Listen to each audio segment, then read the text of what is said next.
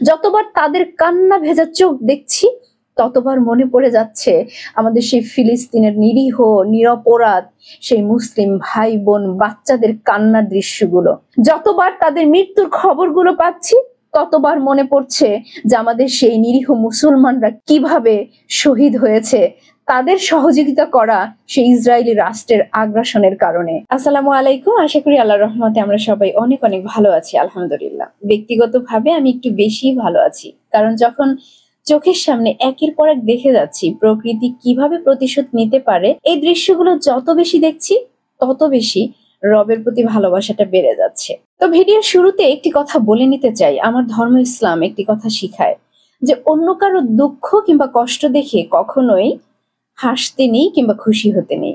এটা যেমন সত্য, একই সাথে আমার ধর্ম ইসলাম এটাও শিখায় যে অন্যের করা পাপ অপকর্মের ফলাফল কি হতে পারে সেগুলো দেখেও যেন আমরা শিক্ষা নেই এবং সতর্ক হই। ইতিমধ্যে হয়তো বুঝে গিয়েছেন যে কোন বিষয় নিয়ে আলোচনা করতে যাচ্ছি। ইয়েস, আমেরিকার লস অ্যাঞ্জেলেসের যে দাবানল, যেই আগুনকে থামাতে হিমশিম খেয়ে যাচ্ছে বর্তমান বিশ্বের অন্যতম ক্ষমতাশীল দেশ আমেরিকা।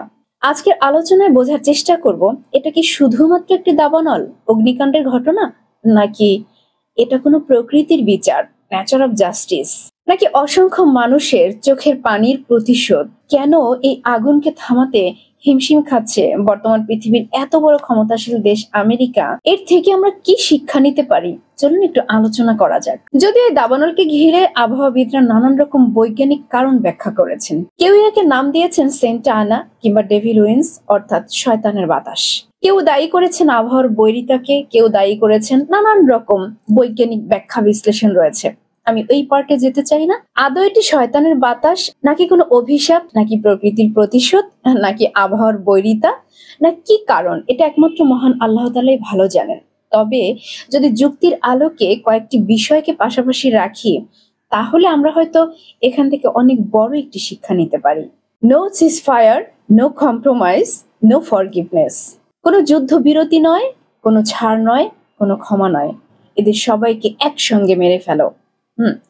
এই কথাটি গত দুদিন ধরে সোশ্যাল মিডিয়াতে খুব করে ঘুরে বেড়াচ্ছে। এই কথাগুলো কে বলেছিলেন? হ্যাঁ, 2023 সালের 19শে নভেম্বর হলিউড অভিনেতা জমস উডস তার সোশ্যাল প্ল্যাটফর্মে এই কথাটি লিখেছিলেন। কাদের বিরুদ্ধে? ফিলিস্তিনের বিরুদ্ধে। কি বলেছিলেন? কোনো ছাড় নয়, যুদ্ধবিরতি নয়, ক্ষমা নয়, তাদেরকে একসঙ্গে সবাইকে মেরে ফেলো। অথচ দেখুন, কত অল্প সময়ের মধ্যে হলিউডের সেই বিখ্যাত অভিনেতা এক রাতের মধ্যে রাস্তার ফকির হয়ে গিয়েছেন। যে অভিনেতা ফিলিস্তিনের সেই নিরীহ মুসলমান আমাদের ভাই বোনদের বাচ্চাদের কান্না দেখতে চেয়েছিলেন, তাদেরকে নিঃস্ব করে দিতে চেয়েছিলেন, জাস্ট অল্প সময়ের ব্যবধানে আল্লাহ তাকেও কিন্তু কাঁদাচ্ছেন। তিনি সিএনএন এর সাক্ষাৎকার দিতে এসে অঝরে কেঁদেছেন আর বলেছেন, গতকালকেও আমি সুইমিং পুলে সাঁতার কেটেছিলাম আর আজকে এক রাতের মধ্যে আমি নিঃস্ব হয়ে গিয়েছি। তাহলে এই বিষয়টি থেকে আমরা কি শিক্ষা নিতে পারি? হ্যাঁ, যদি আমরা অন্যের চোখে পানি দেখতে চাই, অন্যকে কষ্ট দিতে চাই, তাহলে প্রকৃতি আমাকে কাঁদাতেও খুব একটা সময় নেবে না।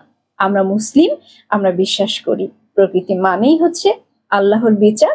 যিনি নিরপরাধ কাউকে যদি কোনো মানুষ অকারণে কষ্ট দেয়, কাঁদায়, আল্লাহ ঠিক তাকে সময় মতো অনেক গুণ বেশি কাঁদিয়ে দেয়।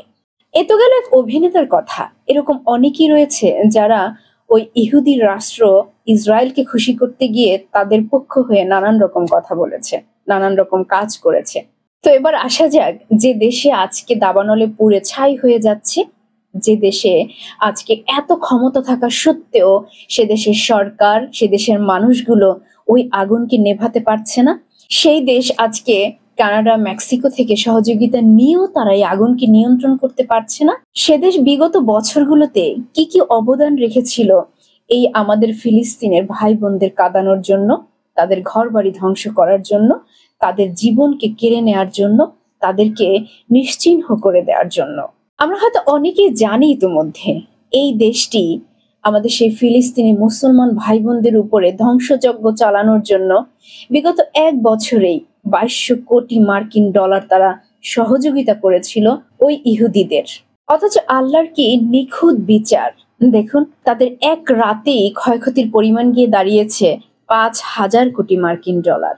শুধু কি তাই, তারা যেখানে 1 বছরে ব্যয় করেছিল 200 কোটি মার্কিন ডলার, সেখানে শেষ খবর পাওয়া পর্যন্ত তাদের ক্ষয়ক্ষতির পরিমাণ গিয়ে দাঁড়িয়েছে 200 বিলিয়ন মার্কিন ডলার। তারা যেখানে আমাদের সেই মুসলিমদের প্রাণ ফিলিস্তিনের মুসলিম ভাই বোনদের ঘরবাড়ির উপরে ধ্বংসযজ্ঞ চালিয়েছিল, তাদের এই জাস্ট কয়েকদিনের মধ্যেই 12,000-এর উপরে ঘরবাড়ি ধ্বংস হয়ে গিয়েছে। তারা যেখানে মাইলের পর মাইল ফিলিস্তিনের ভূমিকে জ্বালিয়ে পুড়িয়ে ছাই করে দিয়েছে, সেখানে মাত্র কয়েকদিনের মধ্যেই 40,000 একরের উপরে পুড়ে ছাই হয়ে গিয়েছে।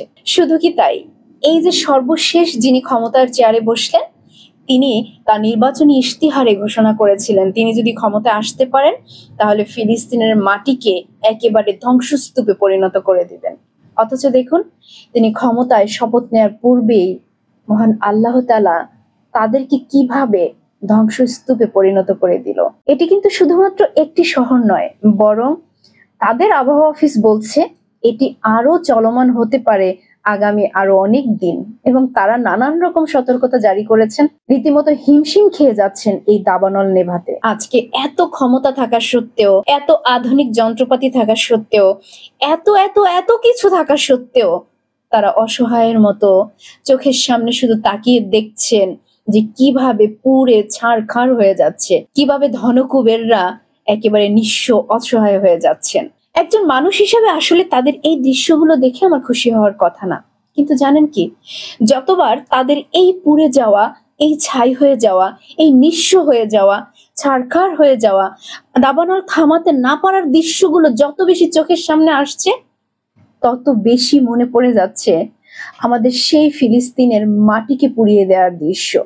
যতবার তাদের কান্না ভেজা চোখ দেখছি, ততবার মনে পড়ে যাচ্ছে আমাদের সেই ফিলিস্তিনের নিরীহ নিরপরাধ সেই মুসলিম ভাই বোন বাচ্চাদের কান্নার দৃশ্যগুলো। যতবার তারা বলছে আজকে যে আমরা অসহায় হয়ে গিয়েছি, এক রাতের মধ্যে আমরা ফকির হয়ে গিয়েছি, রাস্তায় এসে দাঁড়িয়েছি, ততবার মনে পড়ছে যে আমাদের সেই ফিলিস্তিনের ভাই বোনেরা কিভাবে এক রাতের মধ্যে তাদেরকে নিঃস্ব করে রাস্তায় নামিয়ে দিয়েছে। যতবার তাদের মৃত্যুর খবরগুলো পাচ্ছি, ততবার মনে পড়ছে যে আমাদের সেই নিরীহ মুসলমানরা কিভাবে শহীদ হয়েছে তাদের সহযোগিতা করা সেই ইসরায়েলি রাষ্ট্রের আগ্রাসনের কারণে। যতবার আজকে তাদের এই অসহায়ের দৃশ্যগুলো চোখের সামনে ভেসে উঠছে, অন্যরকম একটা শান্তি পাচ্ছি। আমাদের ফিলিস্তিনের মুসলিম ভাই বোনেরা এভাবে অসহায়ের মতো এখান থেকে ওখানে, সেখান থেকে ওখানে একটু খাবারের জন্য, একটু কাপড়ের জন্য, একটু আশ্রয়ের জন্য তারা কিভাবে অসহায়ের মতো ছুটে বেড়াচ্ছে। অথচ তাদের এই দাবানল কোনো মানুষের দ্বারা সৃষ্ট নয়। তাদের এই দাবানল তারাই নাম দিয়েছেন স্যান্টা আনা উইন্ডস কিংবা ডেভিল উইন্ডস, অর্থাৎ শয়তানের বাতাস বলে। আর আমাদের সেই ফিলিস্তিনের নিরপরাধ মুসলিম ভাই বোন বাচ্চাদের উপরে যে আগুন তারা জ্বালিয়েছিল, এটা ছিল তাদের দ্বারা ঘটানো সেই অগ্নিকাণ্ড। কি মনে হয়, এটা কি আমাদের জন্য শিক্ষা নয়? যখন ফিলিস্তিনের উপরে এইভাবে তারা ধ্বংসযজ্ঞ চালিয়েছে, সেই দৃশ্য দেখে ওই শয়তানি বাতাসের শয়তানি মানুষগুলো তারা বলেছিল, কোথায় আল্লাহ? আল্লাহ এখন কিছু করতে পারে না?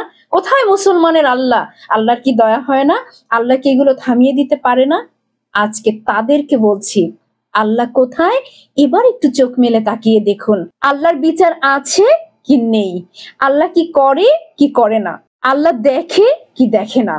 আপনাদের সামনে যতই বাস্তবতাকে তুলে ধরি না কেন, আপনারা সেগুলো মানতে চাইবেন না, কারণ আপনাদের বলা সেই শয়তানের বাতাস শয়তানি দেশগুলোতেই এভাবে জ্বালিয়ে পুড়িয়ে ছারখার করে দেয়। তো যাই হোক, একজন মুসলিম হিসেবে আমরা আল্লাহর কাছে দোয়া করব, আল্লাহ যেন এই দাবানলকে থামিয়ে দেন, কারণ ওখানে শুধুমাত্র শয়তানি মানুষগুলো নেই, ওখানে অনেক ভালো মানুষ রয়েছেন, ওখানে অনেক মুসলমানরাও রয়েছেন। আল্লাহ তাআলা সমস্ত বিপদ আপদ থেকে আমাদের পুরো পৃথিবীর মুসলমানদেরকে হেফাজত করুক, পুরো পৃথিবীর মানুষকে হেফাজত করুক। আর হ্যাঁ, অবশ্যই আমরা একই সাথে এটাও চাইবো যে যত জুলুমকারী, নির্যাতনকারী, অত্যাচারী, যত ক্ষমতাশীল দেশ কিংবা ব্যক্তি হোক না কেন, তাদেরকে যেন মহান আল্লাহ তাআলা যথাযথ বিচারটা এই পৃথিবীতে আমাদেরকে কিছু কিছু দেখার সুযোগ করে দেন। আমরা যেন সেই দৃশ্যগুলো দেখে চোখে মনে শান্তিটা আমরা পেতে পারি। তো সবশেষ কথা হচ্ছে, সবার জন্য আমরা যাই করি না কেন, প্রকৃতি কিন্তু কখনোই আমাদেরকে ছেড়ে কথা বলবেন না। অর্থাৎ আল্লাহ ছাড় দেন কিন্তু ছেড়ে দেন না। আর তারই প্রমাণ হিসেবে আমরা শিক্ষা নিতে পারি এই ক্ষমতাশীল দেশের আজকেরই দাবানল। তো আল্লাহ আমাদের সহি বুঝ দান করুক, নেক পথে চলার তৌফিক দিক, সত্যের পথে কথা বলার সাহস দিক। আল্লাহ তার রহমতের চাদরে আমাদেরকে মুড়িয়ে রাখুক। এই কামনায় আজকের মতো বিদায় নিচ্ছি। আল্লাহ হাফেজ। আসসালামু আলাইকুম।